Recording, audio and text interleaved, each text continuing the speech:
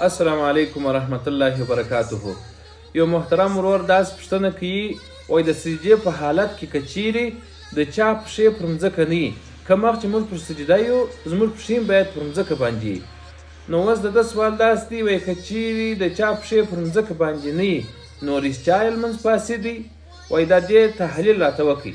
محترمه وروره، مطلقا دا خبره کول چې که د یو چا پښې په سجده کې پورته سوې نو لمونځ یې فاسد دی، دا خبره غلطه ده چې مطلق په یو وارې پورته کېدو سره.